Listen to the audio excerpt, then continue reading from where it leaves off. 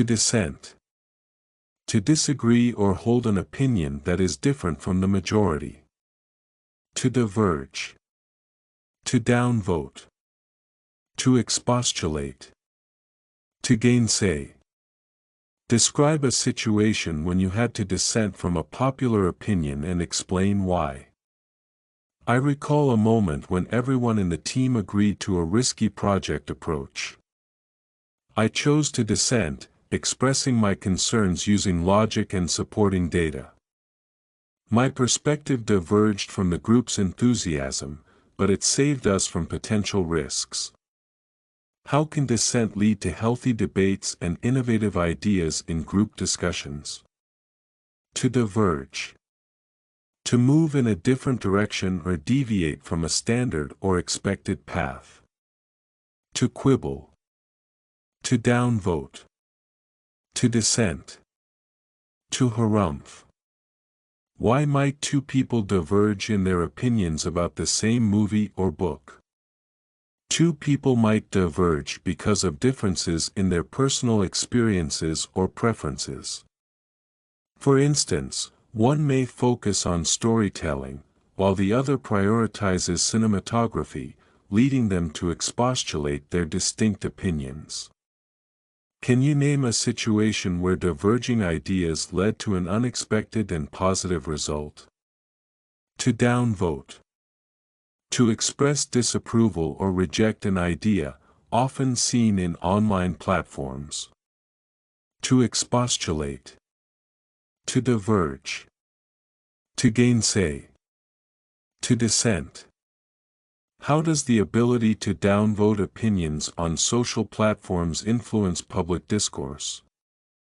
Downvoting can serve as a quick feedback mechanism to discourage irrelevant or harmful content.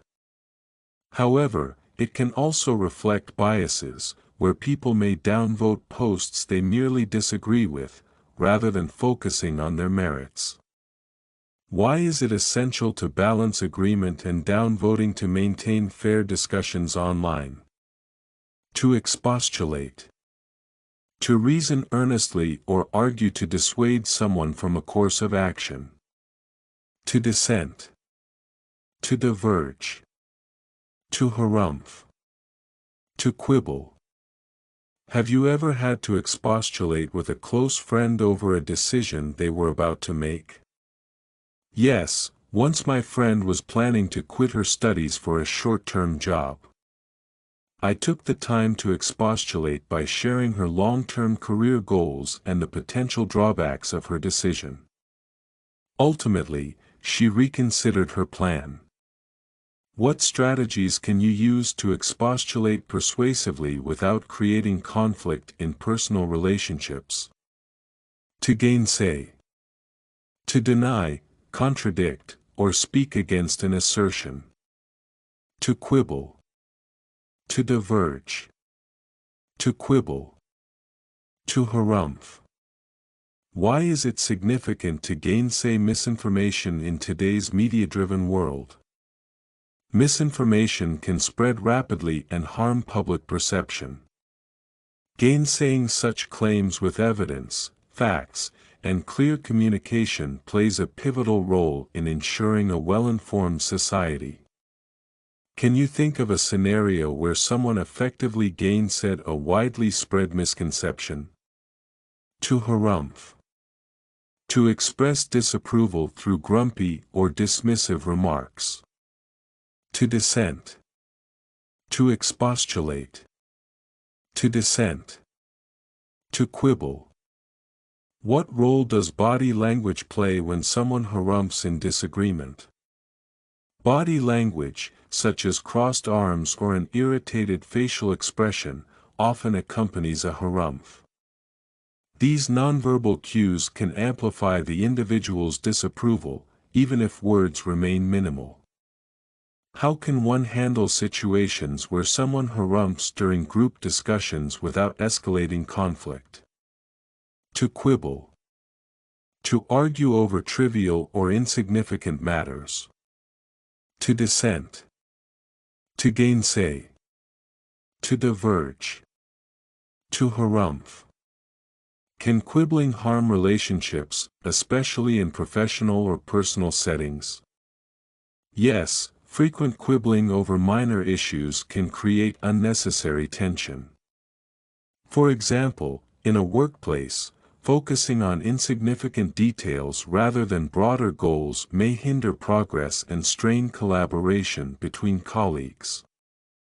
When does quibbling become a constructive way to refine ideas rather than a source of unnecessary conflict? To deprecate. To express disapproval or criticize something mildly. To frown on. To repudiate.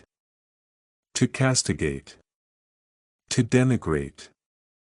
Describe a situation when you had to deprecate someone's actions to highlight better alternatives.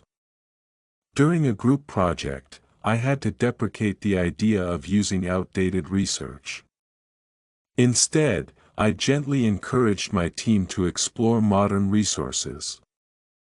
Although I frowned on the initial approach, this constructive criticism led to stronger teamwork.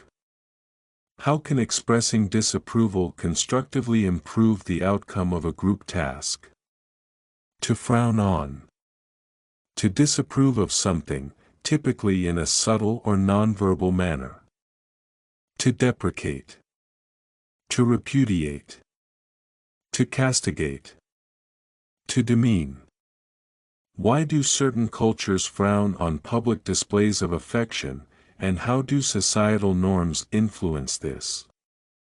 In some cultures, public displays of affection are frowned on because they contradict traditional values. Repudiating such actions comes from a deep respect for modesty and shared cultural codes, even if outsiders find these norms restrictive. Can cultural norms that frown on certain behaviors create misunderstandings between different communities? To repudiate. To reject or refuse to accept, often in an emphatic way. To deprecate. To denigrate. To frown on. To castigate. Has there been a time when you had to repudiate a false accusation or belief about yourself? I recall having to repudiate a rumor at school regarding my involvement in a prank. By calmly presenting evidence and explaining my perspective, I denigrated the falsehood, earning back the trust of my classmates and teachers. Why is it crucial to repudiate misinformation quickly and clearly in both personal and professional settings? To castigate. To criticize someone harshly for their actions or decisions. To demean. To deprecate. To frown on. To kvetch. What are the consequences of castigating employees in a workplace without offering constructive feedback? Harshly castigating employees can demean their confidence and create a hostile work environment. Providing constructive criticism, instead of kvetching or focusing on their faults, fosters growth and boosts morale, leading to improved productivity. How do you think managers can balance criticism and encouragement to inspire their teams effectively? To denigrate. To belittle, devalue, or speak negatively about someone or something. To demean. To castigate. To repudiate. To carp. How does constantly denigrating someone affect their mental well-being and relationships? When a person is consistently denigrated, it can deeply affect their self-esteem and relationships. They may feel demeaned or even isolated. Instead of finding opportunities for growth, such negativity casts a shadow on their personal and professional life. What are positive ways to address concerns without denigrating others' efforts or character? To demean. To lower someone's dignity or self-respect. To castigate. To denigrate. To frown on. To nitpick. How can using language that demeans others lead to larger social conflicts?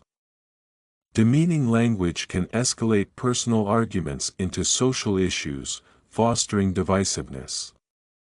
For example, constant nitpicking in professional debates may shift focus from solving problems to undermining mutual respect, damaging collaborative efforts. How do you handle situations where someone's behavior could demean others unintentionally? To carp. To complain or find fault, often about trivial matters. To grouse. To nitpick. To kvetch. To berate. Why do some people carp about small inconveniences in daily life, and how can this behavior be mitigated? Carping over minor inconveniences, like waiting in line, may stem from stress or impatience. Instead of grousing, developing empathy and practicing mindfulness can transform such moments into opportunities for personal growth and self-awareness. Can you think of ways to deal with someone who carps excessively without discouraging them altogether? To grouse. To grumble or complain about something unimportant. To carp. To nitpick. To kvetch. To castigate. What are the effects of grousing over insignificant issues in a team setting? Grousing about trivial matters can disrupt team dynamics and detract from shared goals. For instance, focusing on nitpicks rather than solutions may lead to castigation instead of collaboration, leaving everyone frustrated and unproductive. How would you redirect a conversation if your team starts grousing instead of brainstorming solutions? To nitpick. To criticize or focus on minor details instead of the bigger picture. To carp. To grouse. To kvetch. To deprecate. How does nitpicking impact creativity and innovation in brainstorming sessions? Nitpicking can stifle creativity by shifting focus to minor flaws instead of nurturing big ideas. For example, grousing about small errors while a new concept is forming may deprecate enthusiasm and limit innovative potential within a team environment. What strategies can help balance attention to detail and big-picture thinking during creative projects? To kvetch. To complain persistently, often in an exaggerated or humorous way. To carp. To nitpick. To grouse. To berate. In what ways can kvetching serve as a coping mechanism, and when does it become counterproductive? Kvetching can provide temporary relief by letting off steam, especially in stressful situations. However, excessive complaints may carp on unresolvable issues, turning it into a habit that clouds positivity and solutions for growth and progress. Can you share an example of how kvetching was used humorously to diffuse tension in a challenging situation? To berate. To scold or criticize someone angrily and at length. To demean. To castigate. To grouse. To kvetch. How can berating employees publicly affect workplace culture and overall motivation? Publicly berating employees can demean their confidence and strain their relationship with management. This harsh approach may lead to grousing or dissent within the team.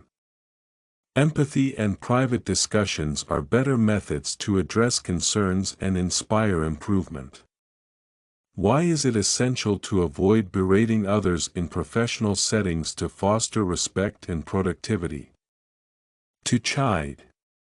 To scold or reprimand gently. To rail. To pan. To chastise. To upbraid. Can you recall a time when someone chided you for a mistake and how you felt about it? I was once gently chided by my mentor for missing a deadline. While her words stung briefly, they were delivered kindly and motivated me to improve my time management. It felt more like constructive feedback than harsh criticism. How can chiding be reframed as a way of showing care or investment in someone's growth? To rail. To complain loudly and angrily. To chide. To chastise. To pan. To find fault with SB/STH. Why might individuals rail against social injustices, and how can such actions lead to positive change? People often rail against inequality to drive awareness. For instance, protesting systemic discrimination helps bring societal issues to the forefront, though it must remain constructive to avoid alienating potential allies. What are the risks and rewards of railing publicly against a controversial issue? To pan. To criticize harshly, often in reviews. To rail. To find fault with SB/STH. To chastise. To upbraid. Can you give an example of a movie or performance that was panned by critics but loved by the audience? A famous example is the movie The Greatest Showman. Critics initially panned it, railing against its historical inaccuracies, but audiences embraced its uplifting music and mesmerizing performances, proving the power of diverse perspectives. Why do you think critics sometimes pan what the public finds enjoyable? To chastise. To criticize severely or punish. To chide. To rail. To pan. To upbraid. How can chastising a student in front of their peers affect their confidence and learning process? Publicly chastising a student can diminish their self-esteem and willingness to participate. Encouraging them privately, instead of finding fault, often proves more effective in motivating improvement and fostering confidence. In what ways can constructive feedback replace chastising to create a more encouraging environment for learners? To upbraid. To scold or criticize severely. To chide. To chastise. To pan. To rail. Have you ever witnessed someone being unfairly upbraided, and how did you respond? Yes, during a meeting, my colleague was upbraided for a delay caused by a tech issue. Recognizing the unfairness, I defended her, explaining the situation calmly. This shifted the focus from blaming to problem solving. How can advocating for fairness help when someone is being upbraided unjustly? To upvote. To express approval, especially online, by voting positively. To accede. To acquiesce. To praise. To support. How does the concept of upvoting in online communities encourage quality content? Upvoting highlights valuable contributions, promoting thoughtful discussions. For example, when users upvote insightful comments on forums, it encourages more such content, fostering positive engagement and a sense of community support. Can you think of ways to balance upvotes and constructive critique to maintain credibility in online discussions? To accede. To agree to a request or demand. To acquiesce. To agree. To accept. To comply. Why might a leader accede to public demands, even if it goes against their initial plans? Leaders may accede to public demands to maintain harmony or align with citizens' preferences. For instance, Reconsidering a policy after constructive protests demonstrates adaptability and ensures governance reflects the people's voice. How do you think acceding to others' ideas helps improve mutual understanding and relationships? To acquiesce. To accept or agree to something reluctantly, without protest. To accede. To accept. To comply. To yield. Can acquiescing to a friend's request, even reluctantly, strengthen your relationship? Acquiescing to small requests, like accompanying a friend on a trip you're unsure about, can reflect compromise. While it may seem minor, these gestures often strengthen bonds and foster mutual respect in friendships. What strategies can ensure that acquiescing doesn't lead to one-sided relationships or resentment over time? To capitulate. To surrender or yield completely, often under pressure or duress. To relent. To acquiesce. To submit. To concede. Have you ever seen someone capitulate in a debate or discussion? What led to it? Yes, I remember a debate in college where one participant had to capitulate after realizing they lacked proper evidence. They relented with grace, admitting their oversight, which made the discussion more respectful and fruitful for everyone involved. How can gracefully capitulating in a heated argument transform the outcome positively for all parties? To countenance. To tolerate, approve, or support something. To accept. To endorse. To permit. To consent. Why is it important for leaders to countenance innovative ideas, even if they seem unconventional? Leaders who countenance unconventional ideas can pave the way for groundbreaking solutions. For example, endorsing out-of-the-box approaches in team projects often leads to fresh perspectives and creative breakthroughs that benefit everyone. How do you think countenancing diverse viewpoints in a group contributes to inclusivity and progress? To relent. To soften or become less strict, especially after initial resistance. To capitulate. To yield. To accede. To soften.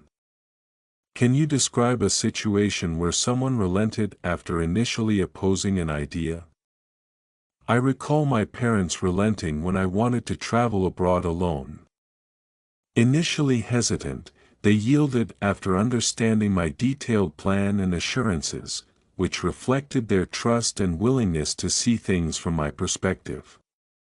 Why is it significant to remain patient when persuading someone to relent on a decision? To assent. To agree to something, often formally or after consideration. To consent. To accede.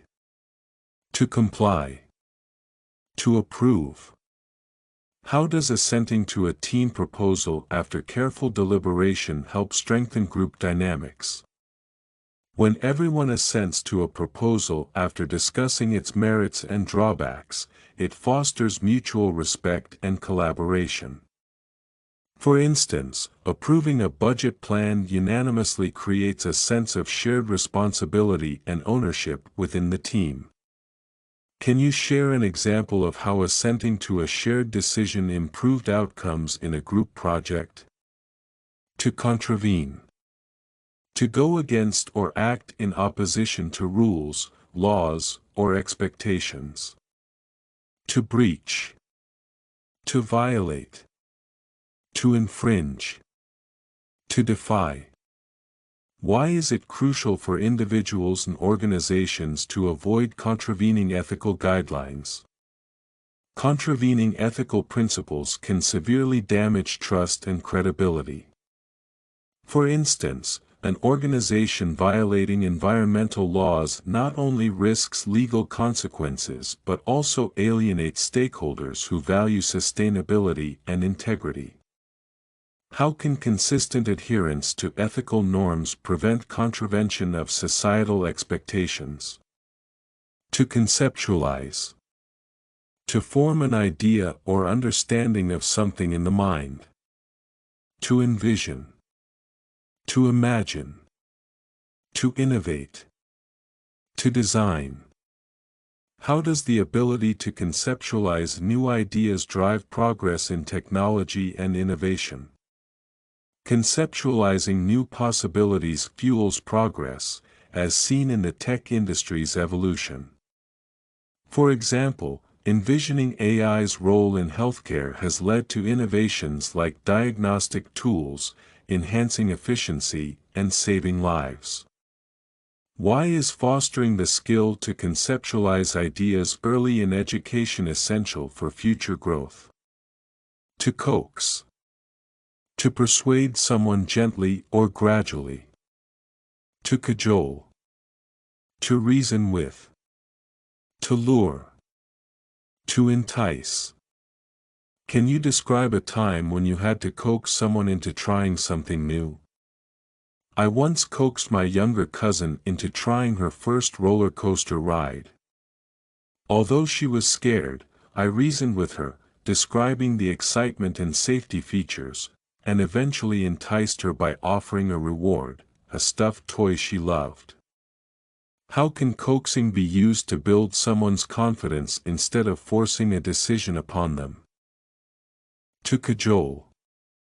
To persuade someone through flattery or promises.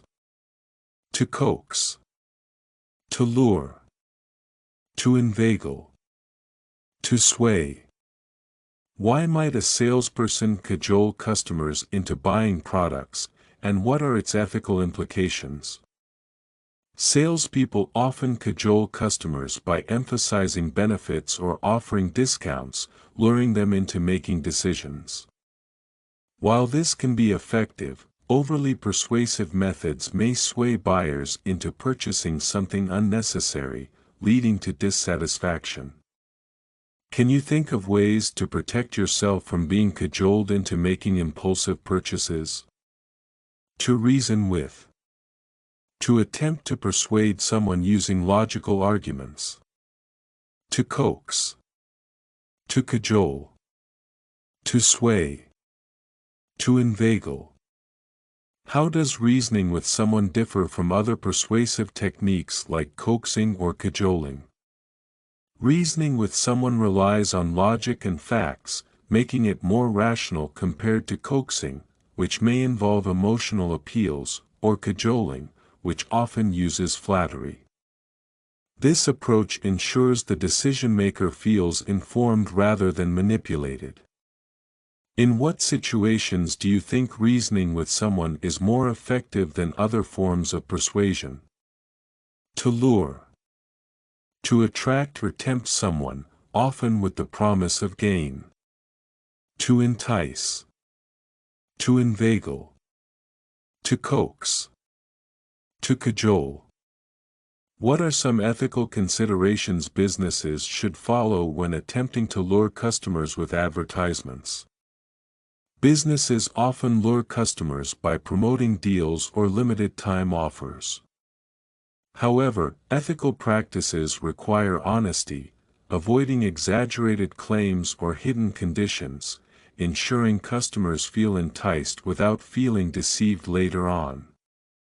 What strategies can individuals use to discern between genuine and manipulative attempts to lure their attention? To inveigle. To persuade someone cleverly or deceitfully. To entice. To cajole. To coax. To lure. Can you recall an example of someone being inveigled into a situation they later regretted? A friend of mine was inveigled into joining an expensive gym by promises of exclusive perks. Although enticed initially, she realized later that these perks were overstated, and she felt misled by the overly persuasive marketing tactics. How can one guard against being inveigled into commitments they may regret in the long run? To entice. To attract someone by offering something appealing or desirable. To lure. To inveigle. To sway. To coax. How can enticing incentives, like scholarships or discounts, motivate people to take specific actions? Enticing incentives, such as tuition discounts, sway students into enrolling in courses. Similarly, businesses use free trials to lure customers, offering them a glimpse of the value they will receive, creating a win-win situation when done ethically. Can you share an example of an enticing offer that positively influenced your decision-making process? To sway. To influence or persuade someone to change their opinion or decision. To coax. To cajole. To lure. To entice. Why is it important to assess the motives behind someone trying to sway your opinion? Understanding motives helps differentiate genuine advice from manipulation. For instance, if someone sways you into accepting a job offer solely for their benefit, like earning a referral bonus, you might miss better opportunities elsewhere. What techniques can help you make independent decisions, even when someone is trying to sway your opinion? To phase. To disturb or unsettle someone, often making them feel awkward. To disconcert. To fluster. To rattle. To perturb. Have you ever been fazed by a sudden challenge, and how did you overcome it? During a presentation, I was fazed by a surprise question from the audience. Although I felt flustered initially, I took a deep breath and calmly answered. This experience taught me the importance of adaptability under pressure. How can maintaining composure help when you feel fazed by unexpected situations? To disconcert. To throw someone off balance or make them feel uneasy. To phase. To unsettle. To confuse. To disturb. How do you handle situations where disconcerting feedback is given on your work? Receiving disconcerting feedback can be unsettling, but I focus on extracting the constructive parts. For instance, when my boss pointed out weaknesses in my report, I analyzed them, improved my approach, and turned the situation into a learning opportunity. How can accepting disconcerting opinions gracefully aid personal and professional growth? To champion.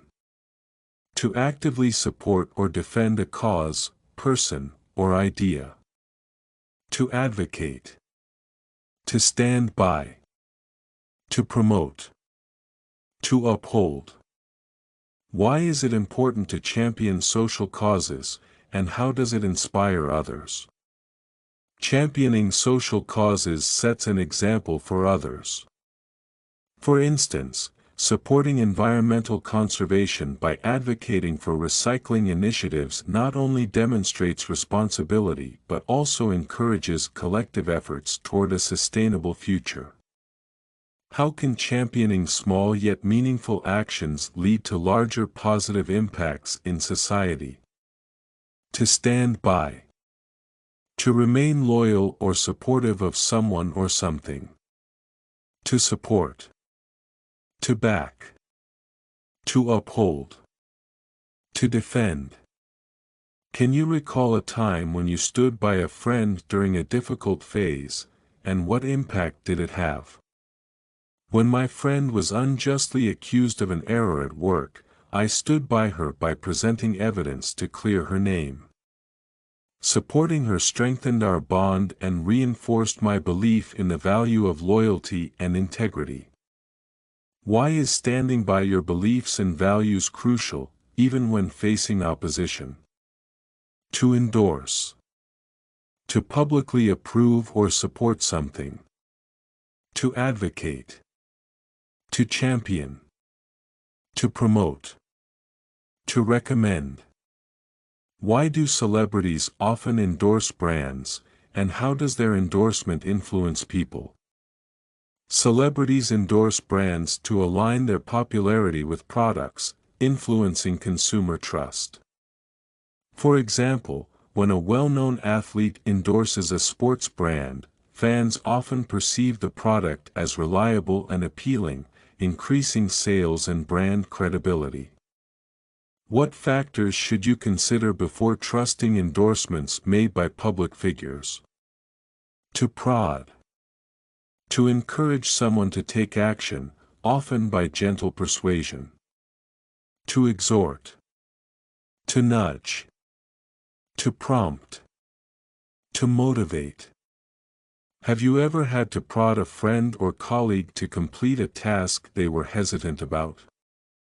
Yes, I once prodded my colleague to finalize a crucial project before the deadline. I gently motivated her by breaking the task into manageable steps and offering assistance, which boosted her confidence and led to successful completion. How do you ensure that prodding someone remains encouraging rather than overbearing? To exhort. To strongly urge or encourage someone to take a particular action. To prod. To persuade. To urge. To implore. How can exhorting people to adopt sustainable habits lead to environmental progress? Exhorting communities to use eco-friendly products and reduce waste can lead to positive environmental changes. For instance, urging people to switch to reusable bags has significantly decreased plastic waste in several cities worldwide. How can exhorting others effectively influence their behavior toward positive changes in daily life? To beseech. To earnestly and urgently ask for something. To impetrate. To supplicate. To plead. To implore. Can you recall a moment when you had to beseech someone for assistance, and how did they respond? Once, I had to beseech my professor for an extension on an assignment. I implored earnestly, explaining my reasons, and thankfully, she empathized and granted me additional time to complete it. How can expressing sincerity while beseeching help in achieving positive outcomes? To impetrate. To formally or earnestly request something. To beseech. To supplicate. To entreat. To petition. In what situations might someone impetrate aid or guidance, and what factors affect their success? People often impetrate financial assistance from organizations during crises. For instance, writing a well-structured and heartfelt petition with supporting evidence increases the likelihood of receiving the requested aid. Why is structuring your words thoughtfully important when impetrating help from others? To supplicate. To ask humbly or earnestly for something, often in a prayer-like manner. To beseech. To impetrate. To plead. To petition. How do cultural or religious practices influence the way people supplicate for their needs? In some cultures, people supplicate during traditional ceremonies to seek blessings or aid. These rituals often emphasize humility and respect, reflecting the deep connection between belief systems and human requests. How can showing humility when supplicating make a request more impactful? To query. To ask a question in order to clarify or gain information. To inquire. To question. To ask. To probe. Why is it important to query instructions or guidelines in professional settings? Querying unclear instructions ensures proper understanding and avoids errors. For example, asking targeted questions during a project briefing can clarify expectations, leading to better results and enhanced efficiency. How can the ability to query effectively contribute to personal and professional growth? To insinuate. To suggest or hint at something indirectly. To imply. To suggest. To allude. To hint. Have you ever been in a situation where someone insinuated something, and how did you interpret their message? Once, during a conversation, a colleague insinuated that I might be better suited for a leadership role. While their hint was indirect, it motivated me to reflect on my skills and consider taking on new responsibilities. How can you differentiate between genuine insinuations and manipulative suggestions in communication? To postulate. To suggest or assume the existence or truth of something as a basis. To hypothesize. To propose. To theorize. To assert. How can postulating an idea during a brainstorming session lead to innovation? Postulating new ideas fosters creative thinking. For instance, during a discussion on urban planning, proposing futuristic designs led to innovative projects that addressed community needs effectively. How do you think postulating bold ideas can transform conventional thinking in problem solving? To stipulate. To specify or set down as a condition. To specify. To require. To demand. To outline. Why is it essential to stipulate clear terms and conditions in contracts or agreements? Stipulating clear conditions in agreements prevents misunderstandings. For example, a rental contract outlining rent, maintenance responsibilities, and termination clauses ensures transparency and avoids conflicts between landlords and tenants. Can you share an example where unclear stipulations led to challenges in achieving mutual agreement? To specify. To state or identify something explicitly. To stipulate. To outline. To mention. To clarify. How can specifying details in instructions improve task outcomes and team collaboration? When managers specify detailed tasks, it enhances clarity, ensuring teams know their roles precisely.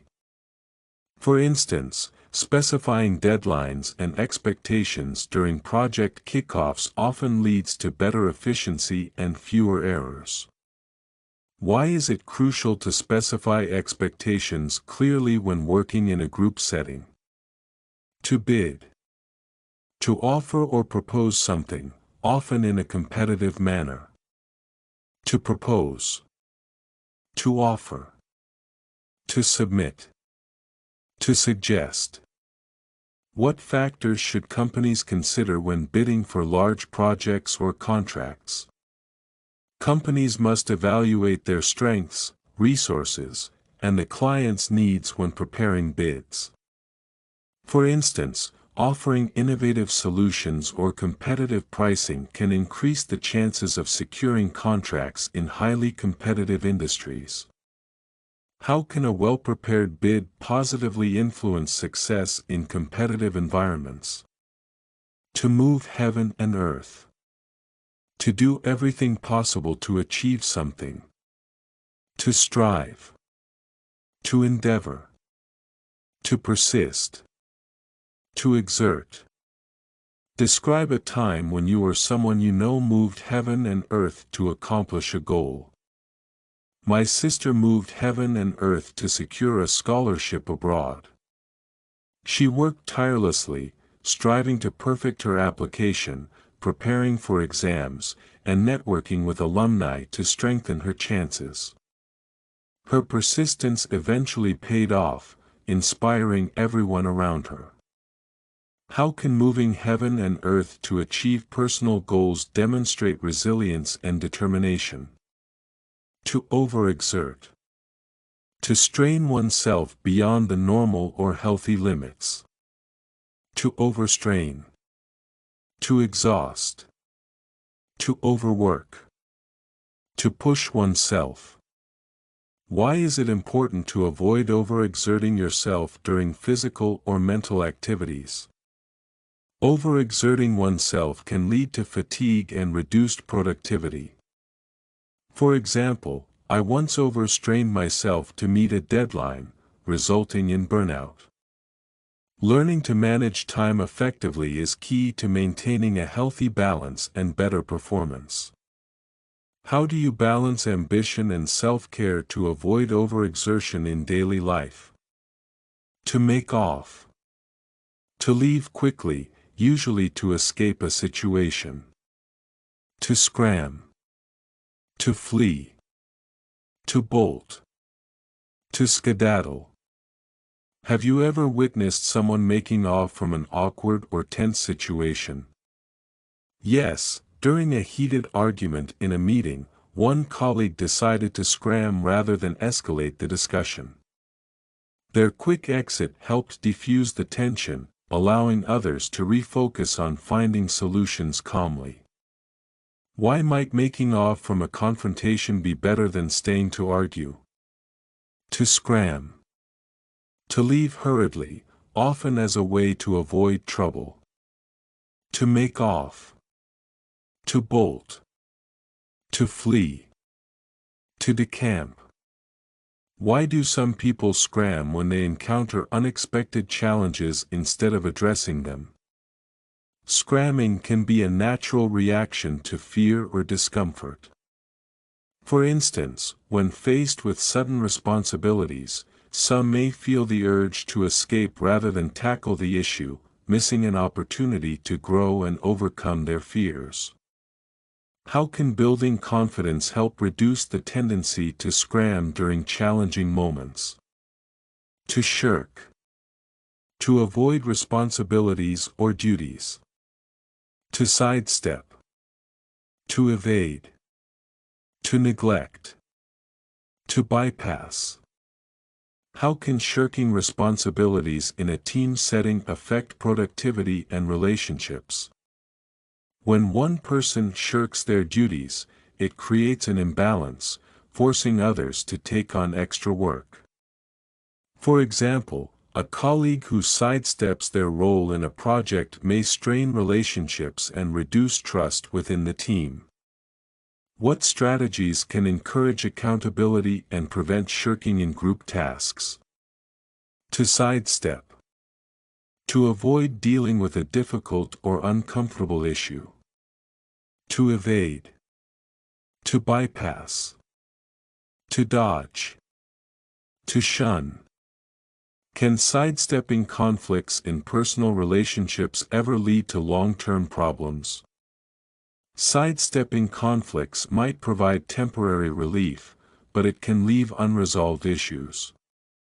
For instance, dodging a discussion about differing opinions can lead to misunderstandings and distance between partners over time. How can open communication help prevent the negative effects of sidestepping conflicts? To shun. To deliberately avoid or reject something. To eschew. To spurn. To evade. To ostracize. Why do some individuals choose to shun social media, and what impact does it have on their lives? Many people shun social media to focus on their mental well-being. Eschewing such distractions helps them reclaim time for meaningful activities like reading, fostering healthier habits and relationships. What benefits can arise from shunning unnecessary distractions in daily life? To eschew. To intentionally avoid using or doing something. To shun. To abstain from. To forego. To steer clear of. How can choosing to eschew unhealthy habits positively impact one's lifestyle? Eschewing unhealthy habits, like overeating junk food, can lead to improved physical and mental health. For instance, steering clear of sugary snacks helped me maintain energy levels and focus better throughout the day. How can mindful decision-making help you eschew counterproductive habits and embrace healthier ones? To abscond. To leave hurriedly and secretly, often to escape punishment. To flee. To bolt. To escape. To decamp. Why might someone abscond from a situation rather than facing its consequences? People abscond to avoid accountability or punishment. For example, an employee who mismanages funds might bolt to evade legal repercussions, but such actions ultimately worsen their situation and credibility. What steps can be taken to address issues honestly rather than absconding from responsibility? To skedaddle. To leave quickly in a playful or informal manner. To scram. To dash off. To make off. To bolt. Have you ever had to skedaddle from an event or gathering unexpectedly, and why? Yes, I once had to skedaddle from a family dinner because of an urgent work call. While my quick exit seemed abrupt, explaining the reason helped ease any misunderstanding and keep the situation lighthearted. How can humor help diffuse situations where skedaddling might seem inappropriate? To decamp. To leave a place suddenly or secretly, often with one's belongings. To abscond. To flee. To scram. To bolt. Why do travelers sometimes decamp from accommodations without informing the hosts? Travelers may decamp due to sudden emergencies or dissatisfaction with their stay. However, absconding without explanation can create misunderstandings and damage relationships between guests and hosts. How can clear communication help avoid misunderstandings when deciding to decamp suddenly? To hinder. To obstruct or slow down the progress of something. To forestall. To impede. To block. To thwart. How can unforeseen challenges hinder progress during a project, and how can they be overcome? Unforeseen challenges, like lack of resources, can hinder progress. For instance, during a construction project, delays caused by weather forestalled the schedule. Strategic planning helped bypass obstacles and ensured successful completion in time. What strategies can be used to hinder potential risks in a high-stakes situation? To forestall. To prevent or delay something by taking action in advance. To ward off. To preempt. To avert. To deter. Why is it important to forestall conflicts in a multicultural workplace, and how can it be done effectively? Forestalling conflicts in a multicultural workplace is crucial for harmony. For example, proactive communication and cultural sensitivity can ward off misunderstandings, promoting an inclusive and collaborative environment. What measures can be taken to forestall unnecessary delays in time-sensitive tasks? To ward off. To keep something undesirable from happening. To stave off. To avoid. To fend off. To protect against. How can maintaining a healthy lifestyle ward off potential health problems in the long run? Adopting healthy habits, like eating nutritious food and exercising regularly, can stave off chronic illnesses. For instance, Staying active and managing stress effectively helps people fend off issues like heart disease or high blood pressure. What personal habits do you think are essential to ward off burnout and maintain mental well-being? To head off. To prevent something from happening or to intercept it. To deter. To thwart. To avert. To stop. Can you describe a scenario where quick thinking helped head off a potential crisis? During a hiking trip, spotting storm clouds early allowed us to head off danger by returning to the campsite. Such proactive decisions can deter avoidable mishaps and ensure everyone's safety in challenging conditions. What quick decisions have you made in the past that successfully helped head off an issue? To stave off. To prevent or delay something unpleasant from occurring.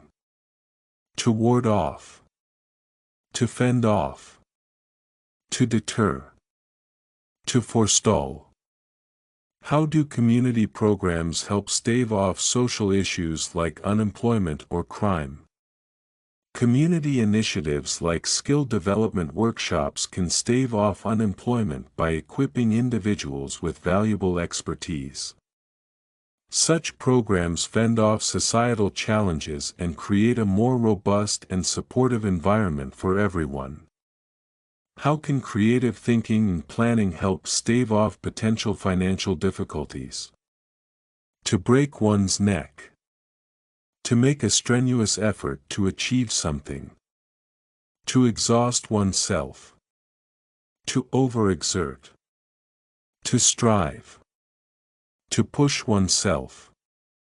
Have you ever broken your neck to achieve a goal, and was the effort worth it? Yes, I broke my neck preparing for an important examination, spending countless hours studying. Although it was exhausting, the results were rewarding, and I felt an immense sense of accomplishment after succeeding. Why is balancing effort and rest essential while breaking one's neck to achieve significant milestones? To circumvent. To find a way around an obstacle or problem. To bypass. To evade. To sidestep. To avoid. How does creativity help circumvent limitations in resource-constrained situations? When faced with a limited budget for an event, our team circumvented the issue by using digital tools for promotion. This innovative approach helped bypass traditional advertising costs and made the event a success. Can you think of a time when circumventing an obstacle led to a better-than-expected result? To bypass. To avoid or go around a problem or obstacle. To circumvent. To sidestep. To avoid. To detour. Why might people choose to bypass conventional methods in favor of innovation? Bypassing conventional methods allows for innovative solutions. For example, during the pandemic, companies sidestepped traditional workspaces by adopting remote working, which not only ensured safety but also improved flexibility and productivity. How can bypassing outdated processes drive efficiency in modern workplaces? To knock oneself out. To put forth maximum effort into achieving a goal. To push oneself. To strive. To overwork. To exert oneself. Can you share an experience where you knocked yourself out to meet a deadline, and how did it affect you? I once knocked myself out completing a critical presentation overnight. While the final result impressed everyone, the exhaustion I felt underscored the need to better manage time and avoid such intense last-minute efforts. How can knocking oneself out for success be balanced with maintaining one's physical and emotional health? To waddle. To walk with short steps in a clumsy, swaying motion, like a duck. To totter. To toddle. To sway. To shuffle. Can you describe an animal that waddles and how its movement brings a sense of charm? Penguins are a perfect example. They waddle adorably on ice with their tiny legs and side-to-side swaying motion. Watching them shuffle along in groups is both heartwarming and entertaining, adding to their universally loved image. Why do you think animals like penguins waddle instead of walking normally? To wobble. To move or sway unsteadily from side to side. To teeter. To rock. To tremble. To shake. Have you ever seen an object wobbling and worried it might fall? What happened next? Once, a glass of water teetered on the edge of a table. I quickly grabbed it before it could fall, realizing how a small wobble can escalate into a big mess if not addressed promptly. How can stability be ensured in situations where things tend to wobble? To meander. To move aimlessly or without direction, often in a relaxed or winding way. To drift. To roam. To wander. To saunter. Why is meandering through nature trails often considered a calming experience?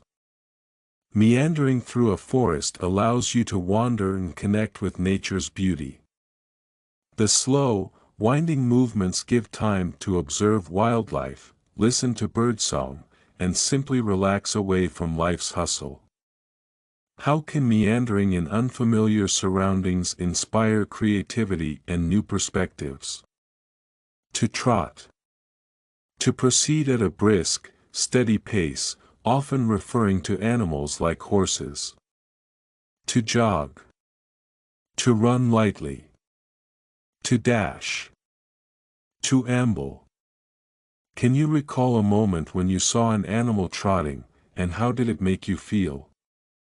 I once saw a pony trotting confidently during a parade. Its rhythmic steps and lively energy brought a sense of joy and excitement to everyone watching. What differences do you notice between trotting and other forms of movement like galloping or jogging? To stomp.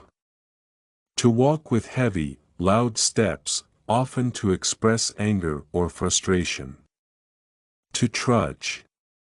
To pound. To march. To clomp. How can stomping your feet be a way to release emotions or make a statement? Stomping can be both an emotional release and an expression of determination. For instance, children often clomp their feet when upset, while dancers use stomps rhythmically in performances like flamenco to convey passion. How might stomping in dance or music add energy and emotion to a performance? To scuttle. To move quickly with short steps, usually in a hurried or panicked way. To dash. To scamper. To skitter. To bolt. Can you think of an insect that scuttles, and how does its movement help it survive? Spiders scuttle quickly when sensing danger, using their speed to find shelter or capture prey. Their darting motion is essential for survival in unpredictable environments. Why do small creatures like insects scuttle instead of adopting slower movements? To cartwheel. To perform a sideways handspring with legs and arms spread out like a wheel. To tumble. To spin. To somersault. To flip. Why might mastering a cartwheel be a symbol of physical fitness or agility? A cartwheel demonstrates balance, flexibility, and coordination. Children often tumble joyfully as part of play, while gymnasts showcase their mastery by incorporating flips into routines. How can learning gymnastic movements like cartwheels build confidence in young learners? To wriggle. To twist and turn with small, quick movements. To squirm. To twist. To wiggle. To snake. Can you recall a scenario when you had to wriggle into or out of a tight space? While camping, I had to wriggle through a narrow cave opening. The twisting movements felt challenging, but the thrill of exploration made it an unforgettable adventure. How can wriggling movements help animals or humans escape challenging situations? To somersault. To roll or flip the body over completely, head over heels. To tumble. To roll. To flip. To vault. Why is a somersault considered a fun and skillful gymnastic move for both kids and athletes? Somersaulting teaches coordination and builds confidence in physical activities. Children love to tumble playfully, while athletes use flips creatively in routines that captivate and inspire audiences. How does practicing somersaults improve one's physical awareness and agility? To flit. To move lightly and quickly from one place to another. To dart. To skip. To glide. To hop. What is the charm of observing butterflies flit from flower to flower in a garden? Watching butterflies flit around is mesmerizing as they glide gracefully, pausing only momentarily to sip nectar. Their light, carefree movements create an aura of magic in any garden. How does observing creatures like birds or butterflies flitting about inspire a sense of wonder in nature? To jig. To move quickly up and down or side to side with a lively motion. To bounce. To hop.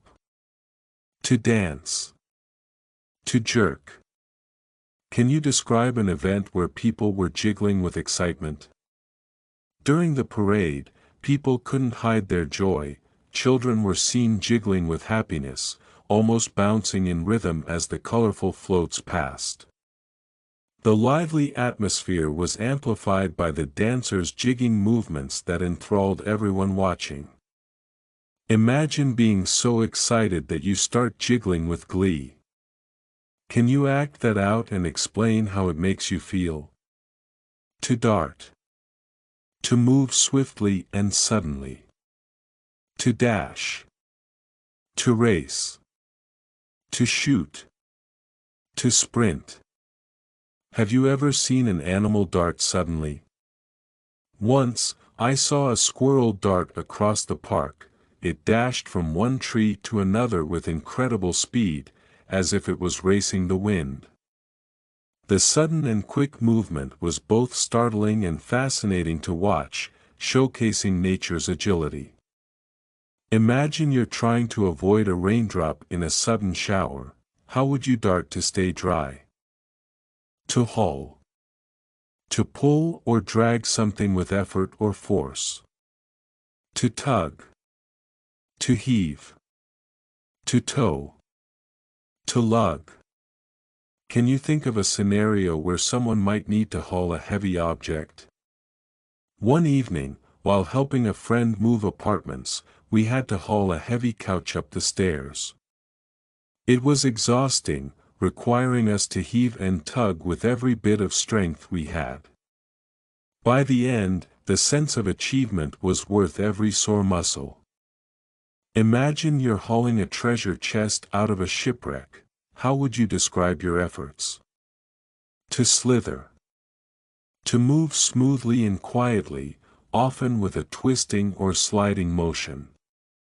To glide. To slide. To wriggle. To snake. Have you ever seen an animal slither, and what did it look like? I once watched a snake slither across a sandy trail.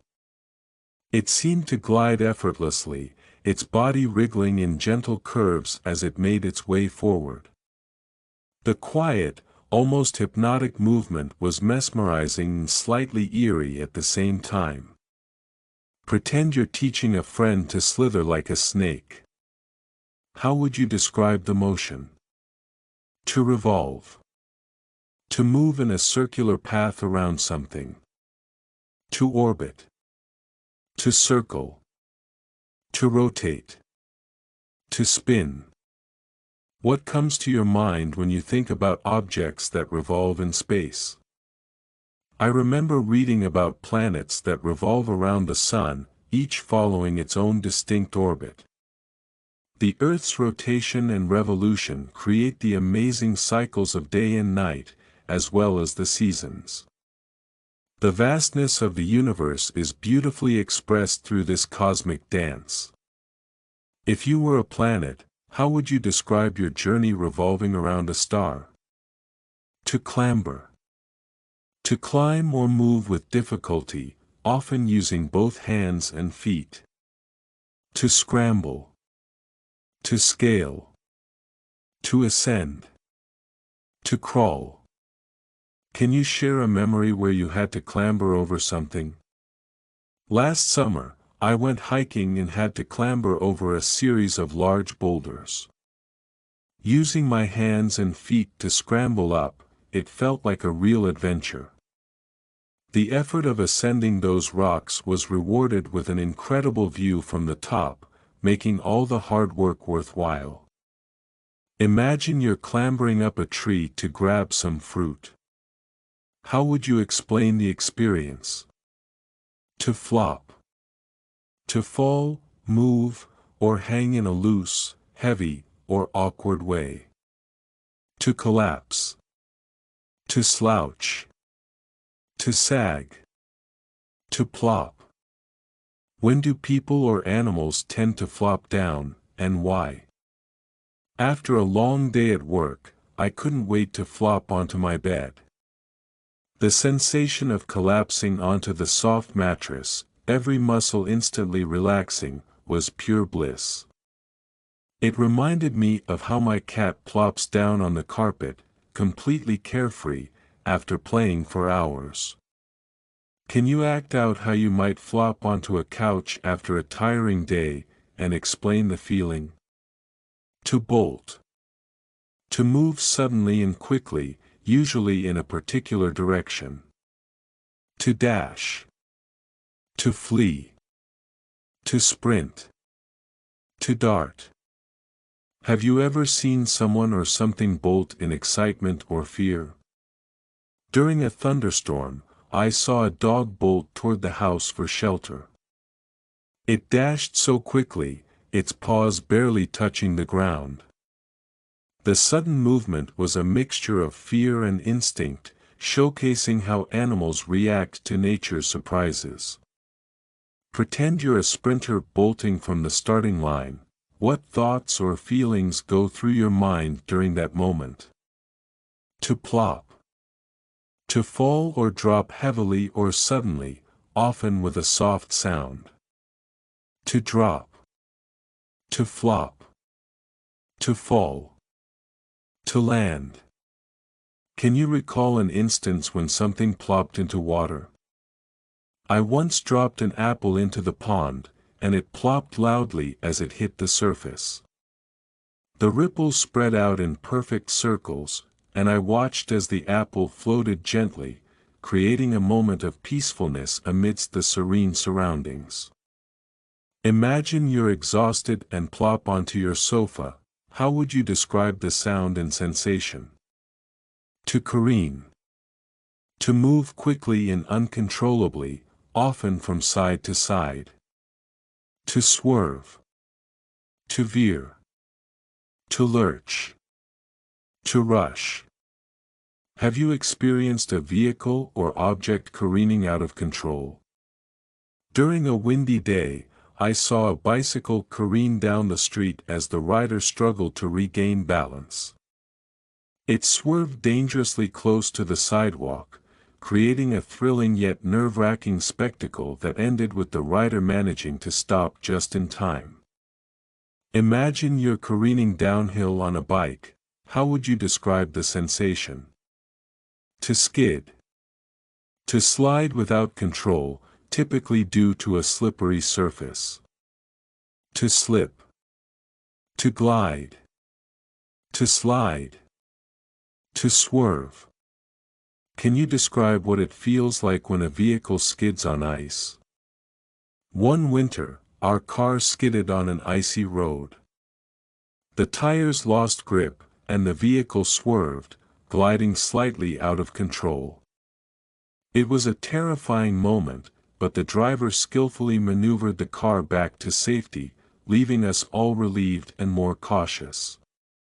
If you were learning how to ice skate and started skidding, how would you describe the experience? To zip. To move swiftly and with energy. To dart. To dash. To zoom. To rush. Have you observed anything zipping through the air or across a space? During a visit to the amusement park, I saw a roller coaster zip through its tracks at breathtaking speed. It dashed past loops and bends, leaving behind a rush of wind and the exhilarating screams of its riders. Imagine you're zipping through a crowded market. What sounds and sights would you notice? To whisk. To move something or someone swiftly. To hurry. To rush. To sweep. To dash. Can you think of a situation where someone might whisk an object away? At the cafe, the waiter whisked away the tray of empty dishes with practiced ease. The movement was so swift and fluid that it almost seemed choreographed, leaving the table clean and ready for the next customer in the blink of an eye. Imagine you whisk away a book from a dusty shelf. How would you describe your motion? To streak. To move swiftly in a straight line, leaving a visible trail. To dash. To blaze. To race. To rush. Have you ever seen something streak across the sky? During a meteor shower, I watched a bright meteor streak across the night sky. Its blazing trail lit up the darkness for a brief moment before vanishing into the horizon, leaving me awestruck at the beauty of nature's wonders. Pretend you're streaking through a field during a sunset. How would you express the sights and emotions? To bog down. To become stuck or slowed, often due to obstacles or difficulties. To impede. To obstruct. To mire. To hinder. Have you ever faced a situation where you felt bogged down by challenges?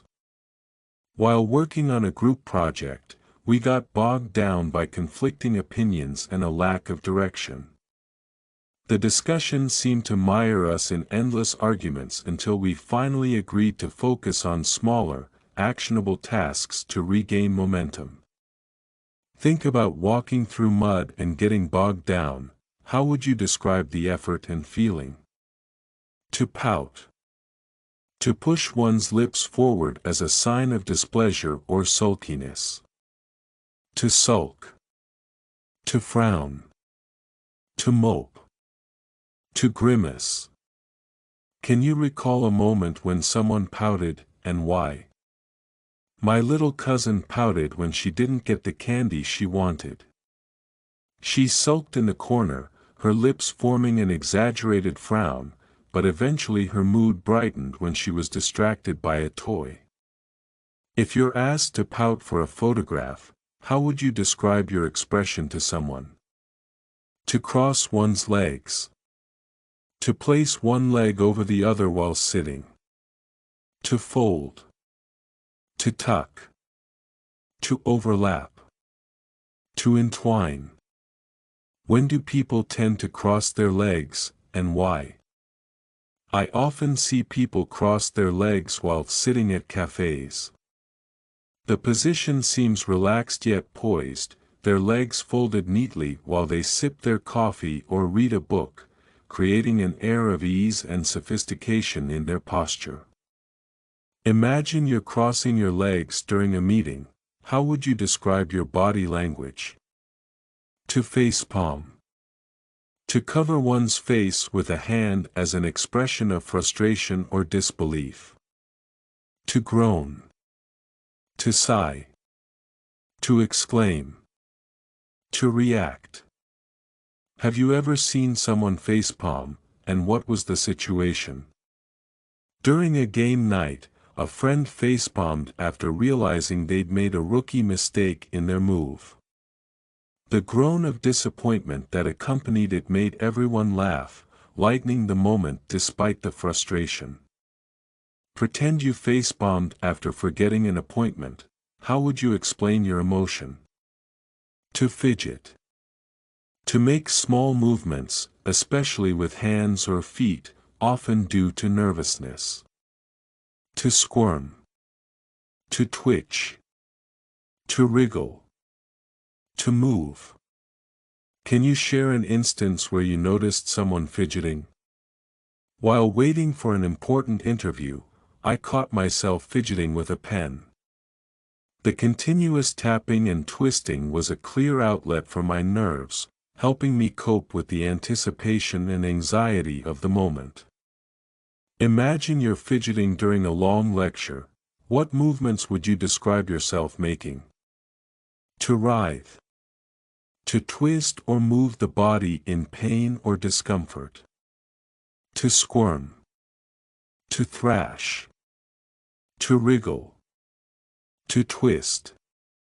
Can you describe a situation where someone might writhe in discomfort? I saw a teammate writhe in pain after twisting his ankle during a match. He squirmed on the ground, clutching his leg, as the medics rushed over. The physical distress on his face was evident, making everyone concerned for his recovery. Imagine you're playing charades and need to mime writhing. How would you make it convincing?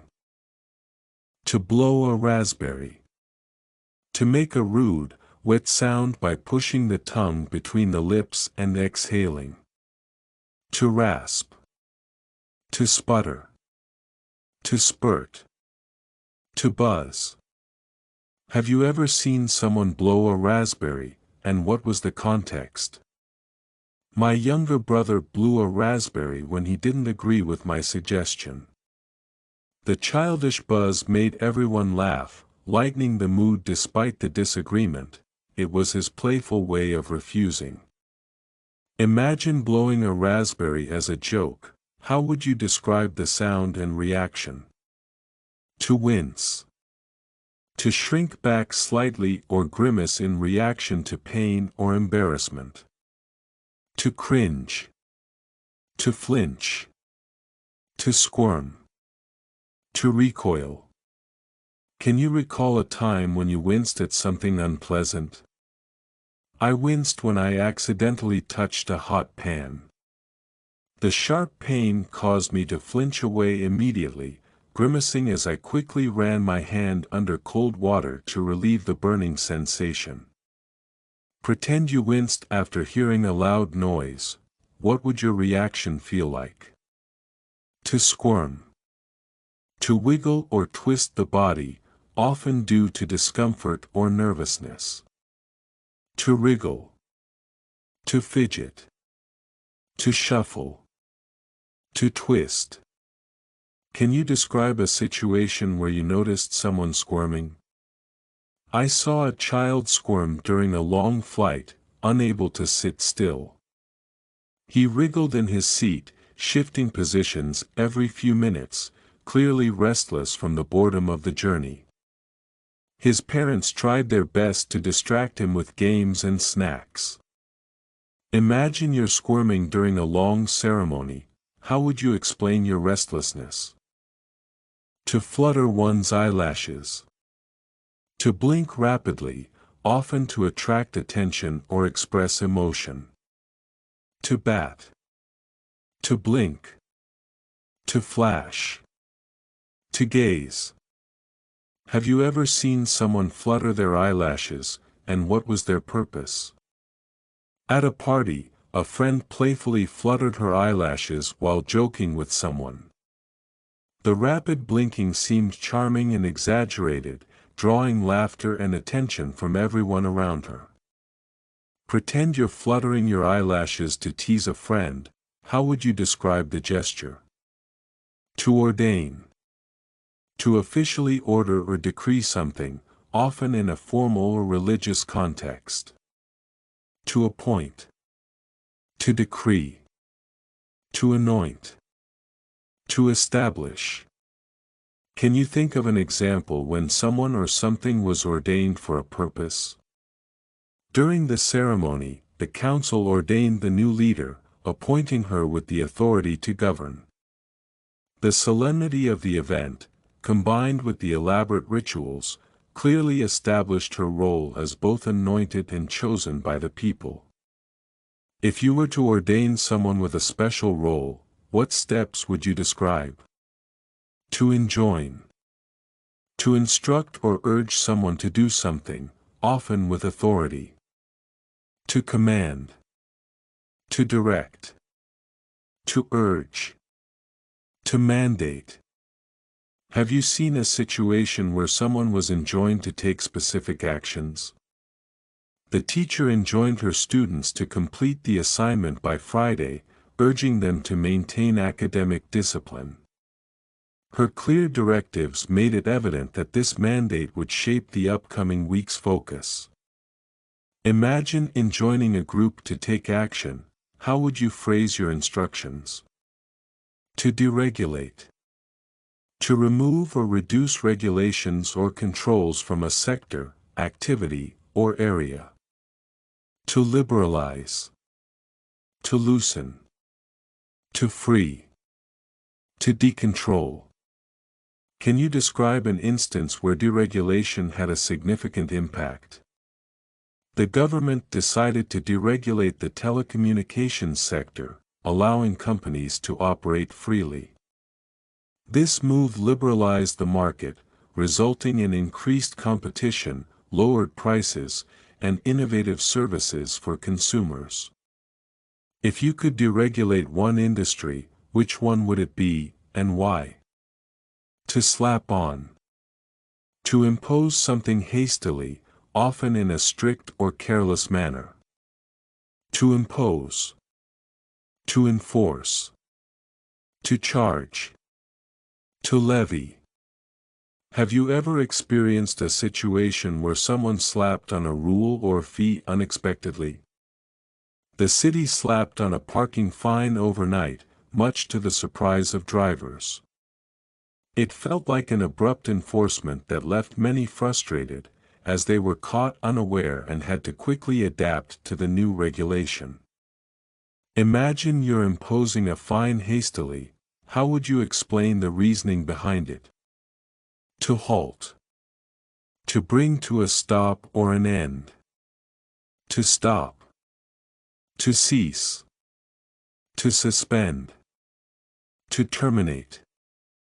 Can you recall a time when someone or something was brought to a halt? The train screeched to a halt just before reaching the station, bringing an abrupt end to its steady motion.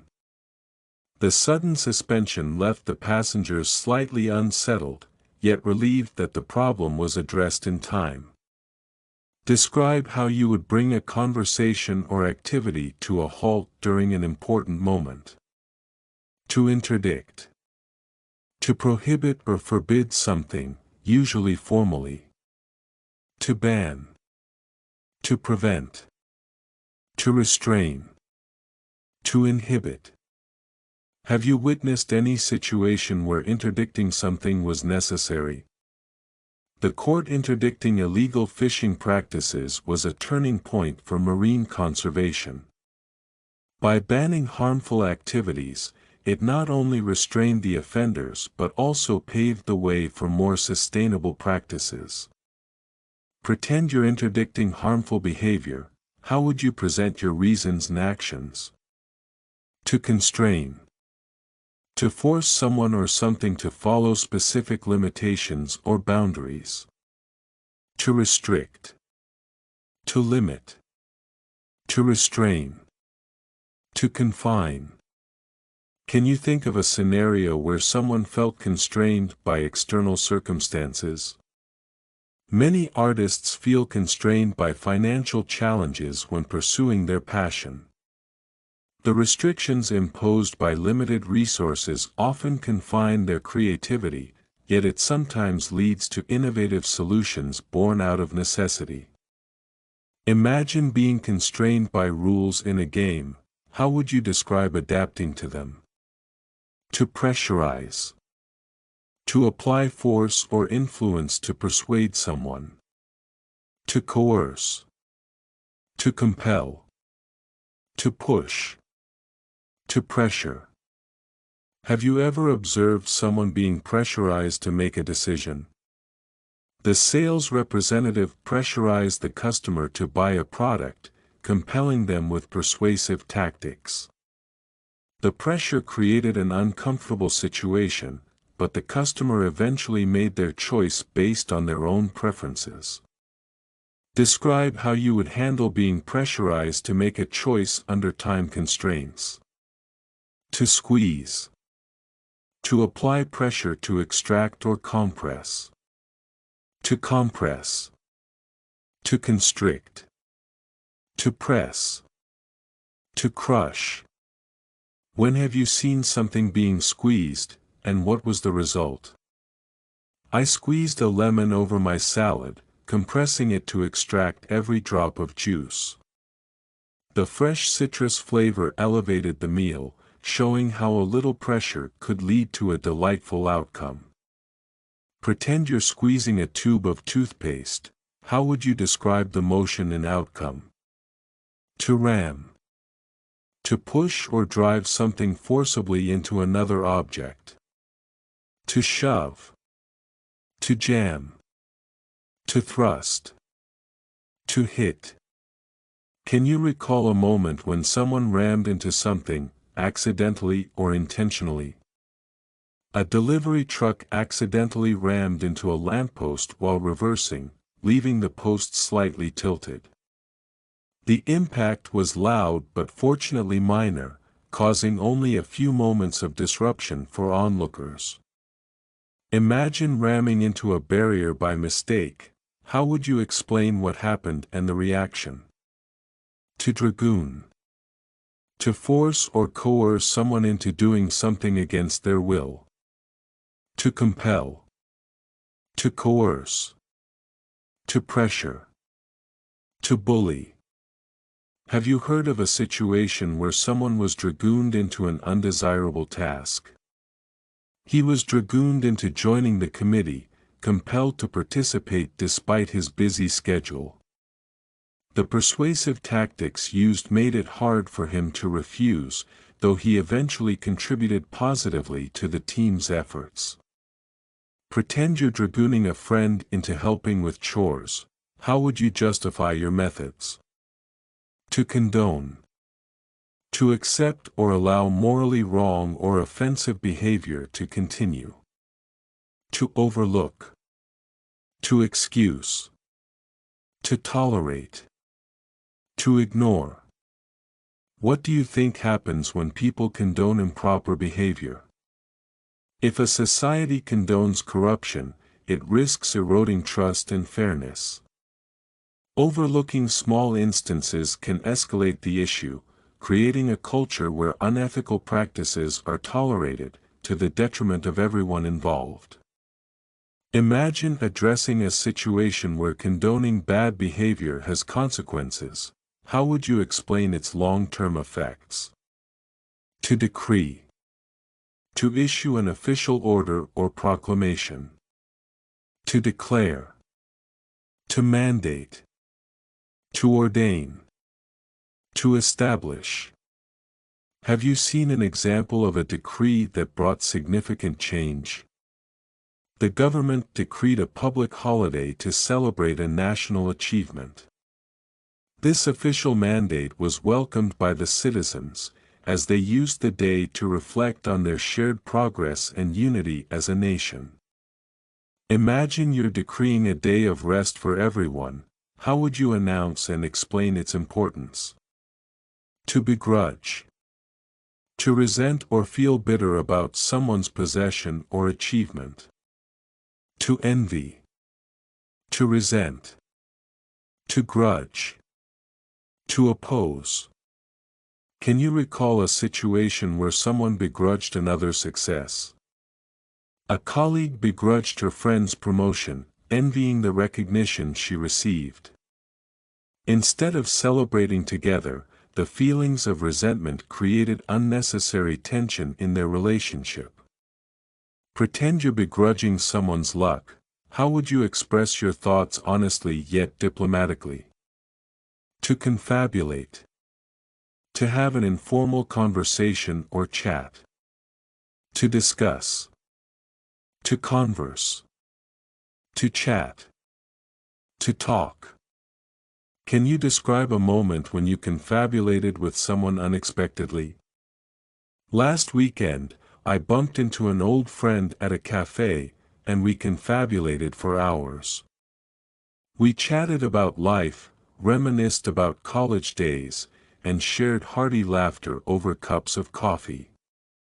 The casual conversation felt like a warm connection in a fast-paced world. Imagine you're confabulating with a friend at a park. How would you describe the setting and topics of your chat? To prattle. To talk at length, often about trivial or unimportant matters. To chatter. To ramble. To babble. To gab. Have you ever heard someone prattle on about something? My niece loves to prattle about her favorite cartoons. Her endless chatter, full of enthusiasm and energy, lights up the room, even if the stories sometimes feel a little all over the place.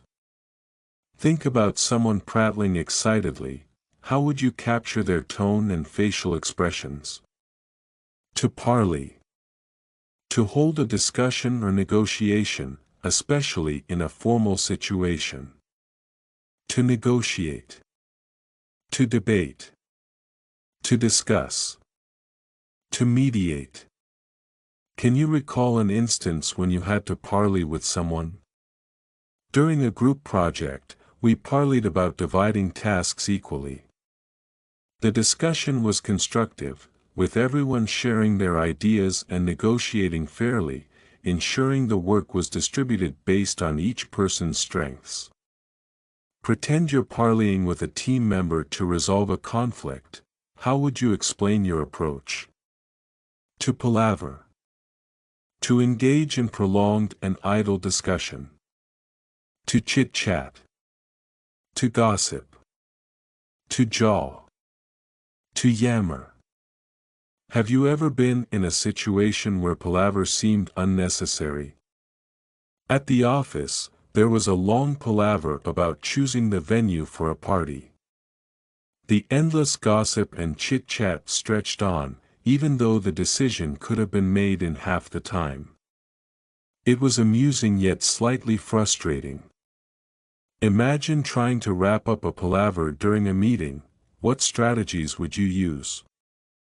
To babble. To talk quickly and continuously in an excited or foolish way. To prattle. To chatter. To gab. To ramble. Can you describe a scene where someone babbled excitedly? After watching her favorite band perform live, my friend babbled non-stop about how amazing it was. Her excited chatter painted vivid pictures of the lights, the music, and the energy of the crowd. Imagine babbling to a friend about an exciting trip. How would you describe your emotions and voice? To prate. To talk foolishly or at tedious length. To drone. To yammer. To ramble. To witter. Have you noticed someone prating about something unimportant? A coworker prated about their weekend plans for almost half an hour. While the details were amusing at first, the excessive rambling started to lose its charm after a while. Pretend you're explaining how to politely interrupt someone who's prating. What phrases would you use? To jaw. To talk or chat, often in a relaxed or informal way. To gab. To chit-chat. To natter. To converse. When was the last time you jawed with someone, and what about? On a peaceful evening, I jawed with my neighbor over the garden fence. We chatted about the changing seasons, gardening tips, and shared memories of past holidays. It was a delightful, spontaneous moment of connection. Imagine you're jawing with someone about a shared passion. How would you describe the conversation? To natter. To talk casually, usually about unimportant matters. To chatter. To ramble. To yammer. To gab. Can you think of a situation where you enjoyed a friendly natter? While waiting in line at the grocery store, I nattered with a fellow shopper. Our casual conversation about recipes and meal prep made the wait feel shorter and surprisingly enjoyable. Pretend you're nattering with a group of friends. How would you summarize the mood and topics discussed? To blab. To reveal a secret or talk too much in a careless way. To spill. To reveal. To disclose. To tattle. Have you ever heard someone accidentally blab about a surprise? My brother accidentally blabbed about the surprise party we were planning for our dad. His slip-up was followed by an awkward pause, and we all rushed to cover up the mistake. Thankfully, Dad didn't catch on. Think of a time you blabbed about something accidentally. How would you describe the moment? To tattle. To report someone's wrongdoing, especially in a childish or petty way. To tell on. To snitch. To squeal. To inform. What situations make someone tattle, and how is it received? Children often tattle on each other to parents or teachers. For example, when my cousin told on her brother for sneaking cookies before dinner, it caused a brief scolding, but also a lot of giggles later on when the family reminisced. Imagine you're narrating a story where tattling saved the day. How would you frame it to sound impactful? To yap. To talk noisily and continuously, often in a high-pitched way. To gabble.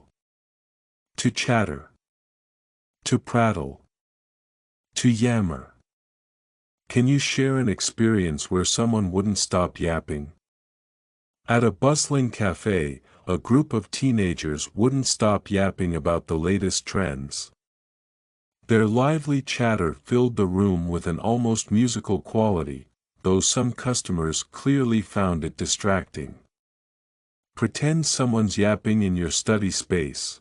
How would you politely request a quieter environment? To yak. To talk incessantly, often about trivial subjects. To jabber. To chatter. To talk. To gab. Have you ever been in a conversation where people wouldn't stop yakking? During a long car ride, my cousins couldn't stop yakking about their favorite movies. The light-hearted conversation made the hours fly by and added a sense of joy to the journey. Describe a fun yakking session with friends that you'd always remember fondly. To rant. To speak or shout at length in an angry, impassioned way.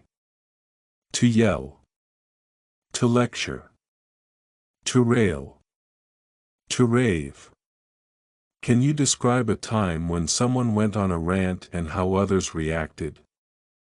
I once saw a frustrated commuter rant about the delays on public transport. His impassioned words echoed through the station as he railed against inefficiency, prompting a mix of agreement and awkward smiles from the bystanders who could relate to his frustration. Imagine you're ranting about something that annoyed you today. How would you express your feelings vividly? To gab. To talk a lot, typically in a lively or trivial way. To chatter. To prattle. To babble. To yak. When was the last time you gabbled with a friend, and what about? Last weekend, I gabbled with a close friend about our favorite TV shows. We chatted endlessly, recounting hilarious moments and analyzing plot twists. The lively exchange was filled with laughter and cheerful vibes, making it an enjoyable afternoon. Pretend you're gabbing with someone about an exciting topic. How would you describe the tone and flow of the conversation? To orate. To make a formal speech, especially one intended to persuade or inspire. To speak formally. To deliver. To address. To declaim. Have you ever attended an event where someone orated effectively? At a university conference, the keynote speaker orated on the importance of innovation. The formal yet engaging delivery captured the audience's attention, leaving everyone inspired and motivated to embrace change in their respective fields. Imagine you're orating to a crowd. How would you describe the confidence and emotions of the moment? To spout. To speak in a lengthy, monotonous, or sometimes passionate manner. To blabber. To drone on. To lecture. To yammer. Can you recall a time when someone spouted their opinions on a topic? A colleague spouted their opinions about a new company policy during a meeting. Although their passionate stance was clear, the lengthy and repetitive explanations began to bore others, making it a challenging discussion to navigate. Pretend someone is spouting facts at a gathering. How would you politely interject to keep the conversation balanced? To falter. To speak hesitantly or unsteadily, often due to lack of confidence. To stumble. To stammer. To hesitate. To waver. Can you describe a situation where someone faltered while speaking and why? During a class presentation, a student faltered while explaining a tough concept. He hesitated and stammered, but with encouragement from his peers, he regained his composure and finished his explanation confidently. Imagine you're faltering in the middle of a speech. How would you describe overcoming the hesitation? To bawl. To cry or shout loudly and unrestrainedly. To yell. To shout. To scream. To wail. Can you describe an instance where someone bawled out loud and what caused it? At a family reunion, my young nephew bawled loudly after falling off his bike. His screams echoed in the yard, but after being comforted by hugs and band-aids, his wails turned into sniffles, and he soon joined the games again. Imagine you're narrating why someone bawled during a dramatic scene. How would you make the story come alive for listeners?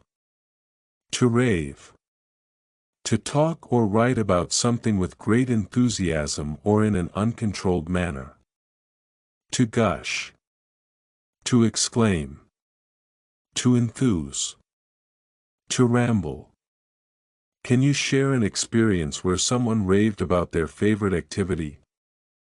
A friend raved about her latest culinary creation at a dinner party. She gushed about the process of baking and exclaimed how proud she was of the result. Her enthusiasm was infectious, making everyone eager to try her delicious masterpiece. Imagine raving about a book you recently loved. How would you vividly describe your excitement and why it left an impact? To scoff. To mock or speak about something with ridicule. To sneer. To deride. To ridicule. To jeer. Have you ever seen someone scoff at an idea, and what was the reaction? During a brainstorming session, one participant scoffed at a suggestion, dismissing it with ridicule. However, the group encouraged an open-minded approach, which eventually led to revisiting and improving the initial idea. Pretend you're trying to explain why scoffing at innovation can be counterproductive. How would you phrase it convincingly? To banter. To exchange playful or teasing remarks. To jest. To quip. To joke.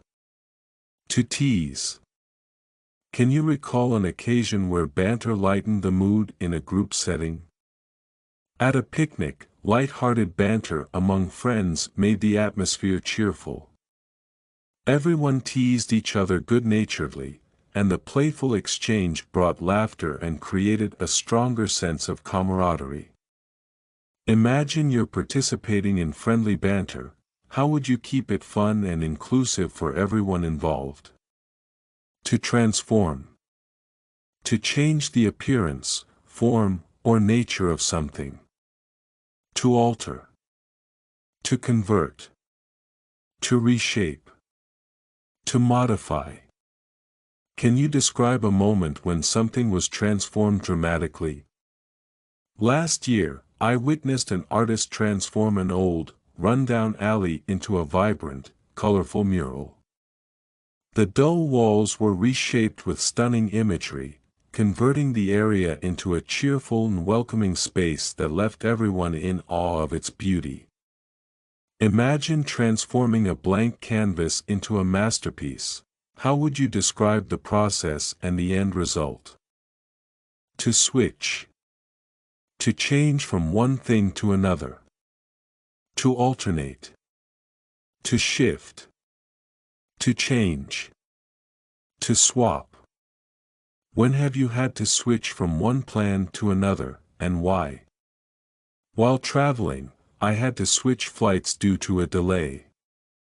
The quick decision to swap airlines ensured I reached my destination on time, though the sudden shift required me to adapt quickly to the updated itinerary.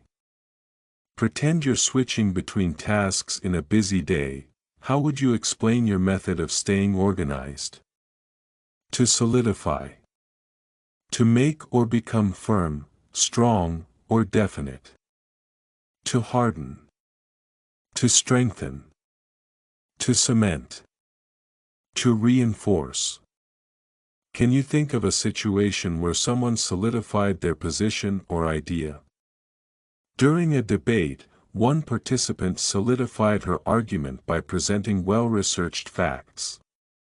Her confidence and reinforced points made her stance clear and persuasive, earning respect from the audience and her peers.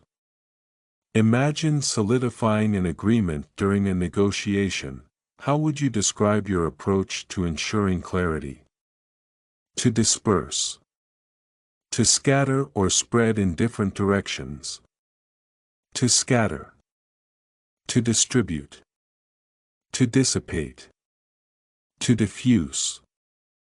Have you ever seen something disperse quickly, and what caused it? I once watched a flock of birds disperse suddenly when a loud noise startled them. They scattered in all directions, filling the sky with movement, before gradually settling down and reforming into smaller groups. Imagine dispersing seeds in a garden. How would you explain your technique and the expected results? To vaporize. To convert into vapor, especially by heat. To evaporate. To dissipate. To transform.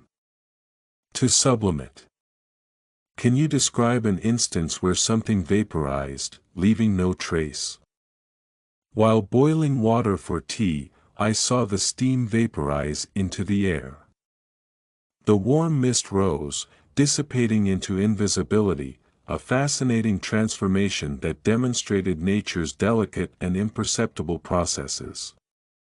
Pretend you're explaining how water vaporizes in a science experiment. How would you illustrate the steps and the outcome? To correct. To make something right or accurate. To amend. To fix. To improve. To rectify. Can you recall a moment when someone corrected a mistake effectively? My teacher corrected an error in my essay with kind guidance. She amended my sentence structure and improved the clarity of my writing, turning my initial draft into a polished and impactful piece of work. Imagine you're correcting a friend's misunderstanding.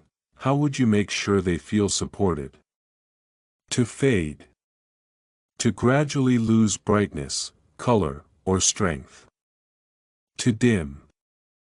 To disappear. To weaken. To decline. Have you experienced something fading over time, and what was it like? Over the years, the once bright colors of an old photograph began to fade. Its edges dimmed with time, but the memories it captured remained vivid, keeping its sentimental value alive even as the image weakened. Imagine fading sunlight as the day turns into night.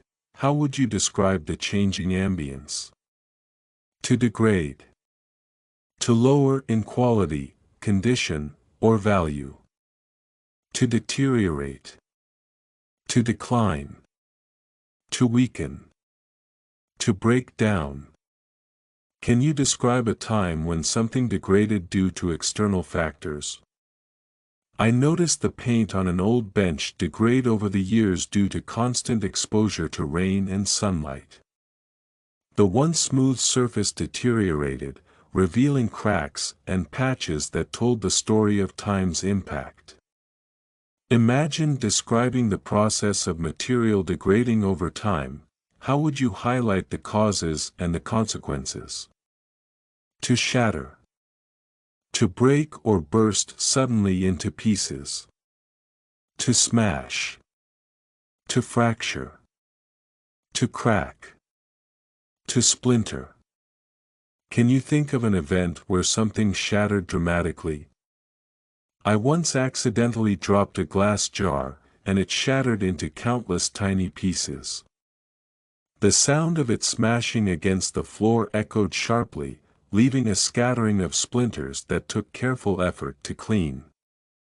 Pretend you're explaining the sound and motion of something shattering in a suspenseful scene. How would you build the imagery? To vaporize. To turn into vapor, especially by heating or evaporation. To evaporate. To dissipate. To transform. To sublimate. Can you describe a situation where something vaporized completely? When the morning sun touched the dew-covered grass, the droplets began to vaporize into the air. The gentle transformation from water to vapor was mesmerizing, as if the earth was releasing its whispers into the atmosphere. Imagine watching water vaporize while boiling tea. How would you describe the sound and visuals? To irritate. To provoke annoyance or discomfort in someone. To annoy. To bother. To vex. To aggravate. Can you recall an instance when something irritated you, and how you dealt with it? I was irritated by the constant buzzing of a mosquito in my room. Its persistent annoyance made it hard to focus, but a quick flick of the light revealed its location, and I managed to shoo it out the window, restoring peace. Pretend you're explaining why some repetitive sounds irritate people. How would you illustrate the experience? To wear down. To gradually diminish or weaken through use or pressure. To erode. To exhaust. To diminish. To deteriorate. Can you share an experience where something wore down over time? Over the years, the soles of my favorite hiking boots wore down from countless treks. The once sturdy material eroded and lost its grip, but the memories of the journeys they accompanied remained vivid and cherished.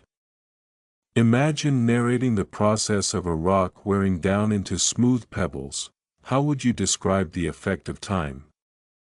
To weaken. To reduce in strength,